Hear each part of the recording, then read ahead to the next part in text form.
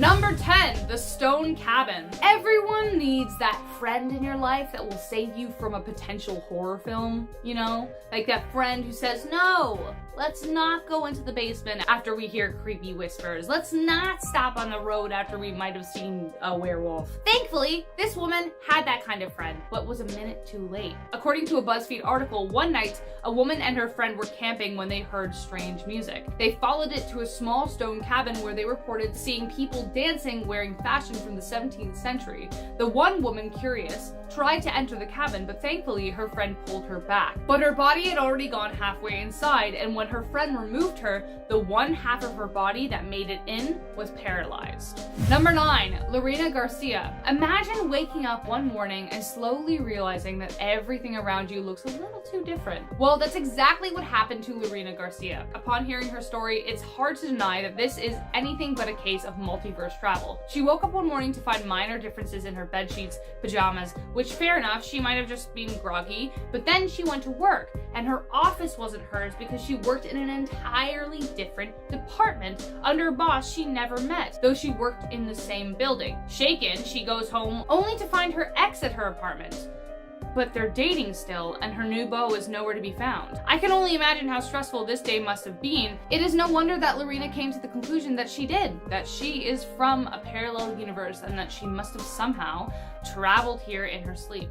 Number 8, Yopar Vorin. When Yopar Vorin was questioned by authorities, no one could make any sense of his answers. He spoke some strange version of German and claimed to be a part of the world called Sacria. Sacria was a part of an entirely separate continent, he said, and he began recounting the differences between our world and his. He said they had a Christian-like religion and were separated from Europe by vast oceans. The reason for his visit was to track down his long-lost brother, but he got lost after going through a traumatic shipwreck. He tried looking on any maps he could find, but could not trace his journey on any of the maps found. Whoever he was and whatever happened to him, Vorin is often used as evidence of universal travel. Number 7, Pedro Ramirez. One of my biggest fears is getting so lost I can't find my way back.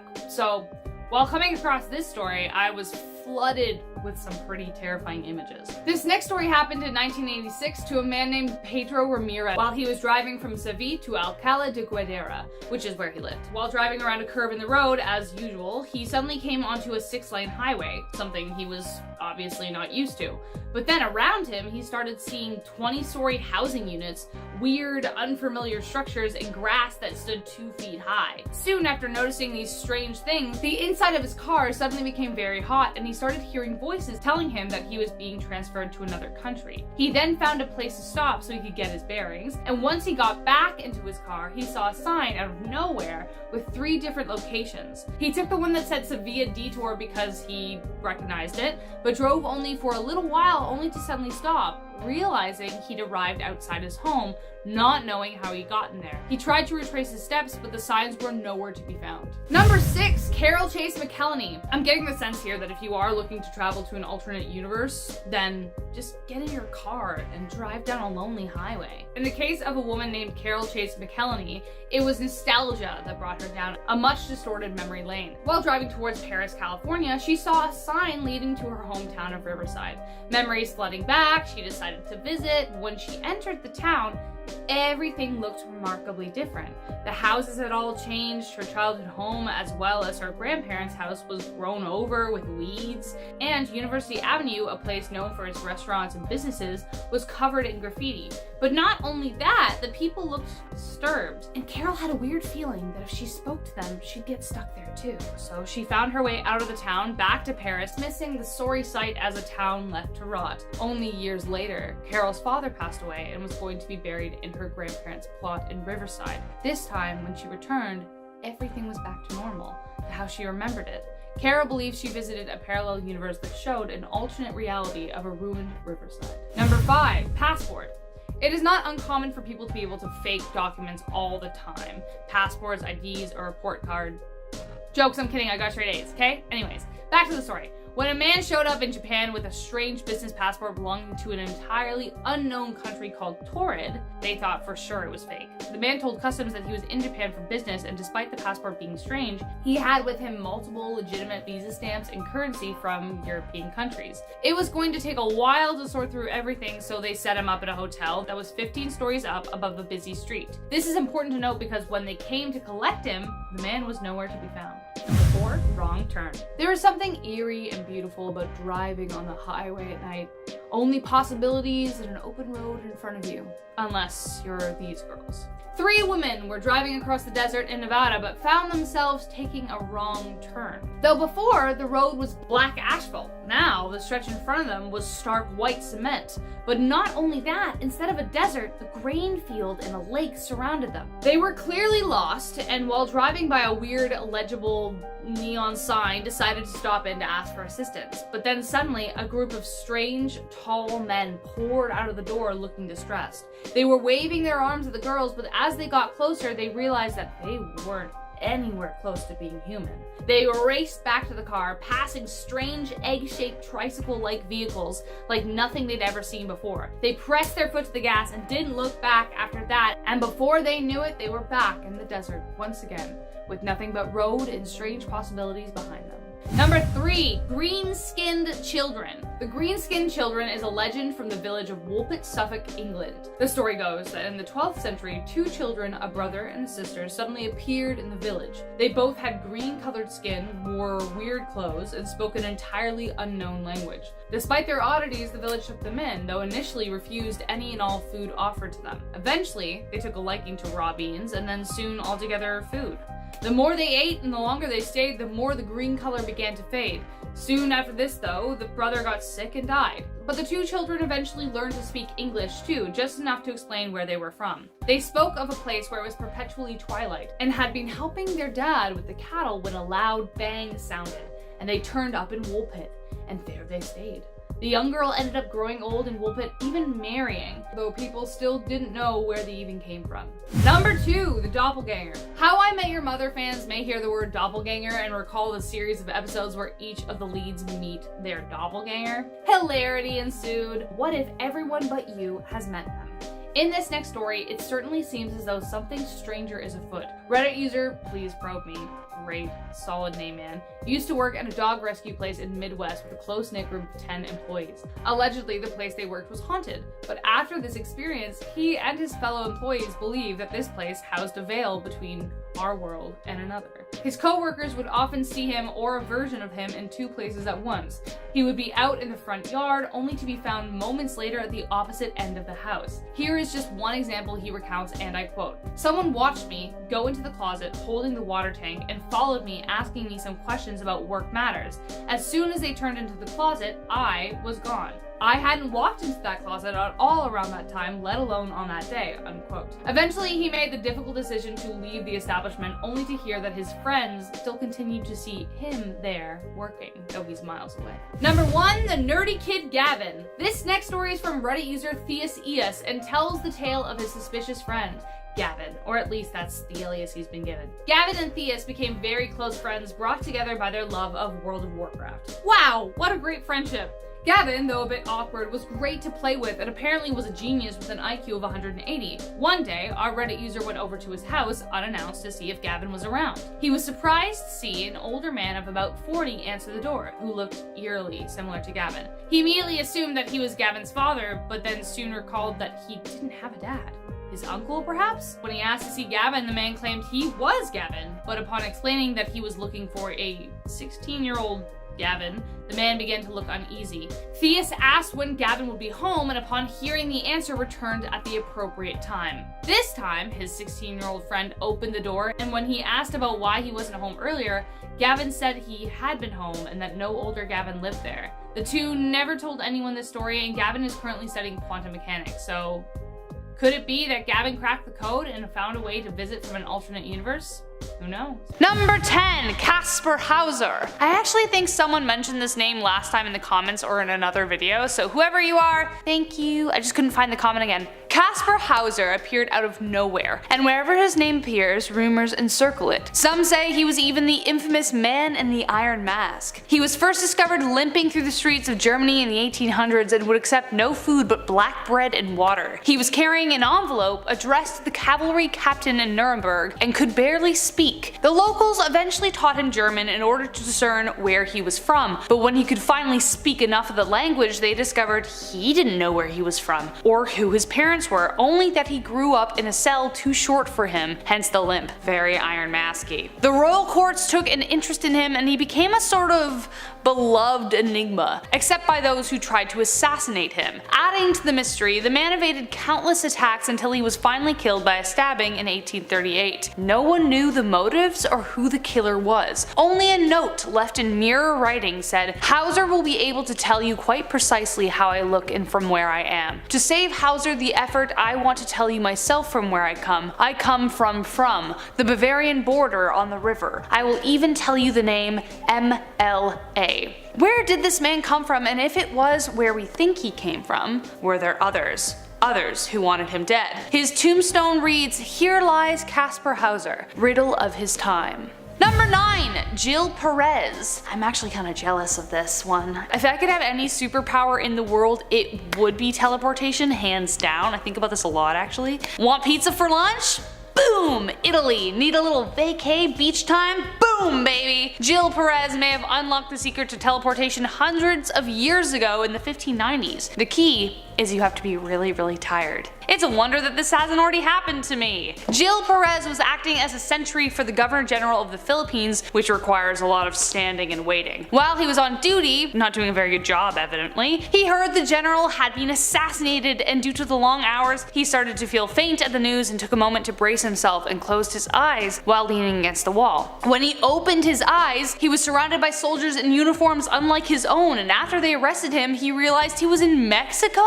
He told them what had happened to his general, and when they discovered he was telling the truth, they sent him back via ship. Just how he got to Mexico is a mystery, but I will consider carrying my passport with me at all times, just in case this ever happens to me. Please? Come on, I want some ramen. Number 8. The Man from Lisbia. I mentioned the man from Torrid last time, well here is the man from Lisbia. If you just arrived from a parallel universe, I bet you'd be a little confused as to what's going on. Parisian police found a man wandering around the city in 1905 that they decided to interrogate because they didn't know what the heck he was doing. He didn't speak the language, and when they asked where he was from, he said Lisbia. Sounds a lot like Lisboa or Lisbon, right? So they called in a translator from Portugal, but the man didn't speak Portuguese. In fact, he didn't speak any language they recognized, though it did follow the same patterns as most languages do. Eventually, the police had spent enough time with him and arrived at enough dead ends to decide to let the man go, but were committed to keeping an eye on him because they weren't getting safe vibes. They let him off with a warning, but almost as soon as they let him go, they never heard or saw him again. So where did he go? Into a parallel universe, traveling through space and time. Whoa! Anyways. Number 7. Jerome of Sandy Cove. This is actually a pretty famous supernatural story here in Canada. The tale of Jerome of Sandy Cove. Like some others on this list, the event occurred in the 1800s in 1863. A boy had been walking on the beach and encountered an old man who appeared to be suffering. Very Great Expectations-y. The man couldn't speak English and only mumbled to the boy even after he was picked up and examined by authorities. His legs had been severed professionally at the knee, but no one knew how he got there, and it hadn't been done by anyone close by. They continued to try and communicate with him, and a woman named Jean Nicolas, who was multilingual, tried to speak Latin, French, Italian, and Spanish, but there wasn't a glimmer from the man. The only thing they could barely make out was when the man mumbled something like Jerome. The man became a mystery and a local oddity all the way up until he passed away in 1912. There is even a real gravesite you can visit. How did a man with no legs and barely a name and no one to claim him end up on a beach alone? There's only one explanation, or several, depending how wild you want to get with it. You do you. Number 6, Utsuro Boon. This one could have a relationship to alien technology or interdimensional travel. There's a reason there's a might. You decide and I'll let the story speak for itself, shall we? The setting, 19th century Japan in a small village. According to scrolls recording the incident, a strange ship shaped like a rice bowl washed ashore. It had glowing lights inside and looked nothing like anything anyone had ever seen. Sounds like an alien ship crashed, right? That's what I thought. Well, it could be, but upon the description inside, it may sound a little too familiar to be from beyond our world. When villagers peered inside the ship, they saw food that looked similar to candy, as well as a kind of plush carpeting, very 60s or 90s depending. Then, when the ship opened, an alleged 18-year-old red-headed woman with white hair extensions clutched a strange box emerged. She didn't speak their language and no one could figure out where she came from. Something about this story sounds too familiar, especially with the hair extensions, and it makes me wonder, could this be a ship from the future or another future that somehow landed here? With no way of knowing, I guess we might as well have fun with the answer. Go for it! Let us know in the comments. Number 5, Ettore Majorana. Ageless, elusive, and remarkably intelligent. Just 3 ways to describe Ettore Majorana. A man who disappeared, then reappeared, leaving questions in his wake every single time. Majorana was a scientist born in 1906 that made major headlines, not only due to his discoveries, but because of his disappearances. Being plural. He was pronounced dead at age 32 after he allegedly tried to flee fascist Italy to take up residency in Buenos Aires. A plot revealed by a lone witness who said he met him twice before he disappeared. The witness stated that both times they met, Majorana revealed different scientific discoveries he made, but when the man vanished, they assumed he died. That is until a strange photo turned up decades later. In it was clearly Ettore Majorana, taken 20 years after he died, posing with another man and did not appear to have aged a single day. The photo was then reevaluated in 2011 and it was confirmed that the man in it was in fact Majorana. My question is, what was he researching and what did he learn? Is this a question of time travel, or was Majorana able to figure out the impossible, interdimensional travel? Wherever he is, who knows if we will ever see him again. Number 4, David Lang. Okay, this one is definitely a case of interdimensional travel if I've ever heard one. Kind of. I just hope he's okay. In the 1880s, I feel like the 1800s was a weird time, because this is a very common, century for weird things to happen. Anyways, in the 1880s, David Lang, a simple farmer with an overall happy life, was expecting the arrival of his friend August Peck. On the day of his visit, he was expecting to see David greet him with open arms, but instead, a shrill scream cut through the air. As Peck approached the house, he saw, or rather didn't see, his friend slowly fade away into the air while he was walking towards them. But wait, it gets stranger. Peck reported seeing a strange circle form after Lang's figure had disintegrated, and that nothing ever grew in that area ever again. Lang's daughter didn't witness the event, but had heard her father call out to her while she was collecting firewood on the other side of the house. This sounds like something out of the TV show Fringe, if anybody ever watched that. For whatever reason, something cracked in the world that day, swallowing up a simple farmer, bringing him to a world we probably will never know, unless what happened to David Lang happens to you. Before we hit our top 3, do us a favor and smash that like button, and as always, remember to subscribe because it's nice and we like it. Number 3, Diderici's disappearance. There have definitely been a few epic prison escapes in the past through various methods, the old digging a hole with a spoon, bribing a few guards, planning an outside job. But Diderici managed to disappear into thin air. In 1815, Diderici was serving time in a Prussian prison for impersonating and extorting his dead employer. The prison was infamously heavily guarded and housed some of the most cunning prisoners in Europe, but no one has any explanation for how he escaped. On his way to the exercise yard, suddenly Diderici's shackles were empty. The man had disappeared into plain sight and left guards aghast as the shackles once around his wrists clattered to the floor. After several investigations, they finally ruled his disappearance as an act of God, or a crack in the space-time swallowed him up. I think both are equally likely. What do you think? Number 2. The Runner. This is the tale of James Worson, a man who loved to run, though some would say a little too much. He was a British shoemaker in the 1830s, see 1800s again, right? With a passion for running that made him famous in his town. Not only was he fast, but he had incredible stamina, qualities that led to a bet made with his friends that said he couldn't run on a 16-mile well-known trail without stopping. Worson was a betting man, so of course he took on the challenge with relish. It became a whole event. His friends brought a horse and carriage with them to travel with him to watch, but a few miles into the race, he vanished in front of their very eyes. Worson tripped and let out a piercing scream, but not due to pain. His friends reported seeing a look of terror on his face, unlike anything they'd ever seen, as if he saw something right in front of him that scared him to his core. Seconds later, he vanished into thin air. They searched the area extensively, got the police involved, but nothing. No trace was ever found of him ever again. That secret remains with Worson, wherever, whenever he is. And last but not least, we have our number 1 spot, Stephen Kubacki. Disappearances are never simple, but this one continues to boggle the minds of even the man who disappeared himself. In 1978, Stephen Kubacki was excited to take on the skiing trails near Lake Michigan, but when he still hadn't returned the following day, the search began. They searched for days, but the only traces they found led to one dead end after the other. The first discovery was a set of footprints where Kubacki said he was going, but they stopped right at the edge of a frozen lake,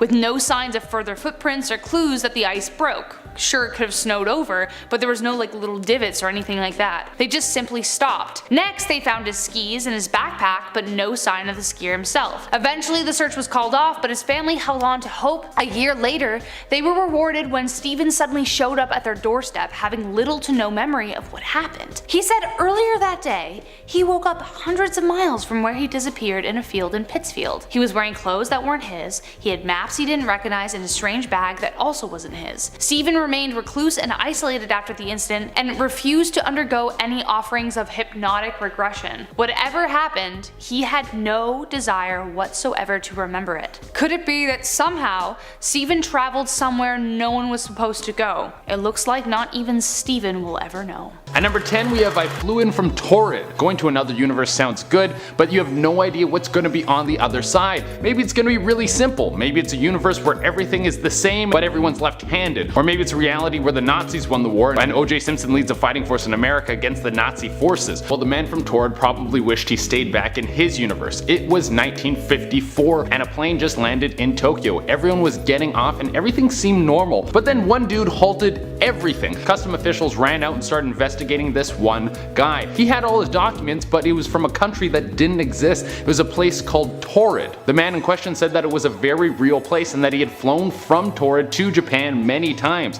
At first glance, this guy seemed to be a whack job, but then the crazy thing was that all his paperwork was legitimate. He had official stamps on his passport to back all of his stories and claimed that the country of Torrid was squeezed right in between France and Spain. The custom officials in Japan were stumped, and I understand why. There isn't anything in the training manual about how to deal with interdimensional travel. So they escorted him to a hotel and he was not allowed to leave until the problem was sorted out. 2 guards stood outside of his door and he was on the 15th floor, so there was no way for him to sneak out of the building. In the morning, the guards went in to take him out for more questioning and the dude was gone. He disappeared like a fart in the wind, and that was the end of the story. I guess he didn't like how strict we were in our dimension. At number 9 we have The Beatles Ain't Dead. These were the claims of James Richard after he took a trip down Abbey Road and ended up in a parallel universe where the Beatles were still kicking. To start off, I have to say that James Richard is not this guy's real name. He uses a fake name so the powers that be won't find him. But his story goes like this. He says that him and his dog were going for a stroll through the Del Puerto Canyon in California, and then out of nowhere he fell through a hole in space and time.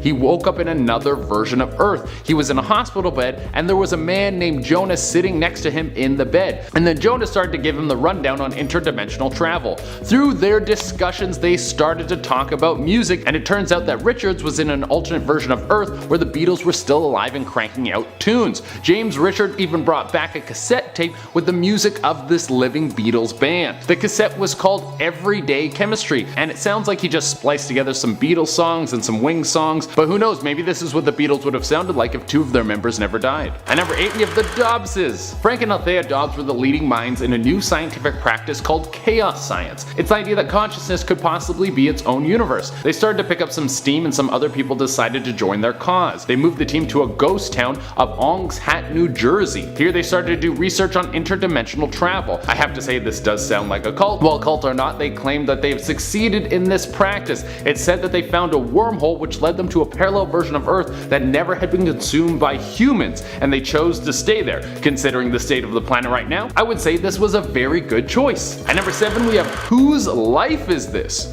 You go to sleep a happy lady and then you wake up and you're back with your ex-boyfriend? This sounds like a bender that you wish didn't happen, but for Lorena Garcia, this wasn't that at all. She woke up in her bed and she noticed a bunch of minor details were off. The setup of her room was a little off and her sheets weren't the ones that she loved. Never mess with a lady's sheets. Then her ex-boyfriend walked into the room, but the crazy thing is, it wasn't her ex. They never broke up and they were still together. After this she was like, okay, this is crazy, but I gotta go to work. So she went into her job and she had a different job and a different boss who was someone she had never seen before, and she couldn't explain any of this. At number 6 we have Riverside Down. I don't know how you can go through an interdimensional portal without noticing it, but apparently this happens quite a bit. Carol Chase McElhenney was driving through Cali when she decided to take a short trip to her hometown of Riverside to see how things never really change. It can always be a little bit of a shock to go back to where you grew up, but this time things had changed a lot. Actually, everything had changed. The layout of the town was the same,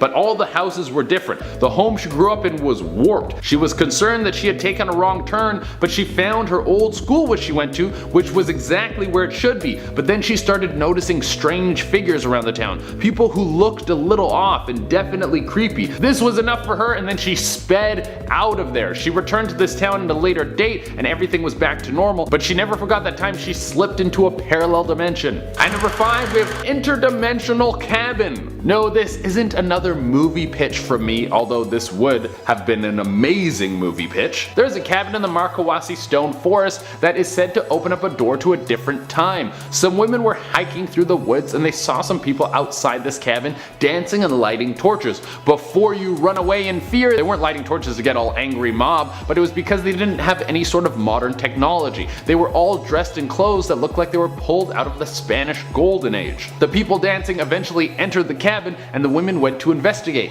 One of the women walked halfway into the cabin and her friend grabbed her and pulled her out. She immediately fell to the ground and couldn't move half of her body. Half of her body was paralyzed. The women ran away, and some people speculate that the reason the woman couldn't move half of her body after she entered the cabin is because she entered another dimension halfway and then was pulled out, which caused her body to get all screwed up. I don't really know if there's good science on this. At number 4 we have What Road Is This? The crazy thing about all these stories is how calm people are when they get transported to another world. Pedro Olivia Ramirez was driving through Spain and was headed to the town of Alaca de Guadarira. This was a drive he could do on autopilot. He had done it so many times before, but this time something went terribly wrong. He made a usual turn that should have led him down a small road, but he was suddenly on a 6-lane highway. He didn't recognize any of this at all, and everywhere around him there was these buildings that seemed like they were pulled from another world. Eventually he pulled off the highway, and to his surprise he ended up in Alaca de Guadarira. He tried going back to find this highway, but he never could. See, if that was me, I would be swerving all over the road and then would pass out from a panic attack. At number 3 we have a wrong turn. When you go on a road trip, you probably want to go cross country, not cross dimensions. There were 4 girls driving through a desert in Nevada, and out of nowhere things started to get a little strange. They saw street signs that had an unknown language on them. They didn't have any sort of markings of any alphabet that any of them could recognize. So what's the best course of action when you end up in a strange neighborhood? Well, you ask for directions, you silly little goose. So they saw some dudes hanging out in what looked like to be a truck stop diner, and they drove up beside them to ask them where they were. But then things got strange. These guys started to freak out, and it didn't take long for the women to realize that these guys were humanoids, but definitely not human. So they hightailed it out of there. This is when they started to get followed by some oval-shaped vehicles. The girl driving slammed on the gas, and she must have pushed it up to 88 because then they were back in Nevada, and the oval pursuers had vanished. At number 2 we have The Children of Woolpit. This story is bonkers. We're going back to the 12th century. Everyone in the town of Woolpit was chilling and doing a bunch of farm stuff and just trying to survive. You know what it was like back then. Then two kids came walking into town. They had green skin and spoke a gibberish language. The people took these kids in because they're kids and they seemed like they were terrified. They fed them, but the kids would only eat beans. Then not long after this, the boy of the two died, but the girl lived on. She eventually learned how to speak English and told everyone that she was from another world, somewhere where the sun never rose and it was perpetually twilight. She said she was on her father's farm and heard a crash, and then she was in Woolpit. She never found out where she was from, but she did eventually settle down and start a family. And for the number one spot, we have Shadow of a Doubt. Interdimensional travel is apparently impossible because space-time bends matter and light, but because of this bending of light, there is a chance that we could see shadows from another dimension. This could have been what happened to a young woman who was living in Massachusetts. She said one night she saw a shadowy figure appear in a room out of her closet. The figure moved close to her and then was followed by another.